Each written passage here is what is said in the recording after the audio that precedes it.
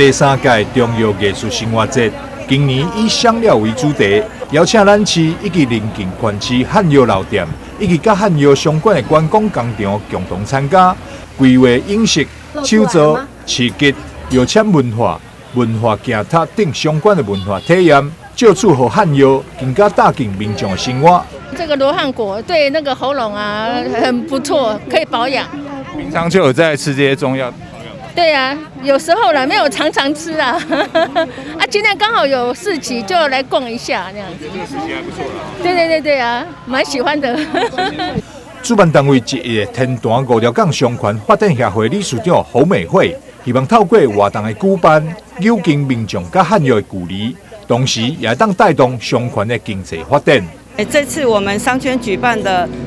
中药艺术生活节呢，是结合说我们的商圈里面的特色，然后以前呢在民权路跟海岸路口，就是我们俗语说的要有膏。那有膏的意思就是说，以前是一个集散地，中药的批发集散地。那你们知道以前5条港商圈是一个很繁荣的地方，所以呢聚集在这边，但是因为很久了哈，所以这个文化渐渐的消失。那我们跟那个周志夫的第3代那个周建文一起来举办这一个中药生活艺术节，那希望能带动我们整个商圈的繁荣。活动这天，副市长赵清惠、文化局长叶铁山等贵宾也拢来到现场，亲自体验做香包的趣味。咱这个民权路，甲咱这个路这边才有一个十字街口，就是咱过去汉学咱的汉药集中的地方所以这个所在，咱今仔来办这第3届汉药的这个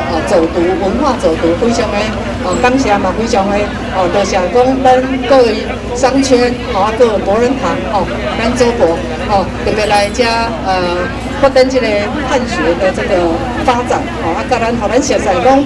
咱伫府城内底400年前，咱的汉药可以发展甲真好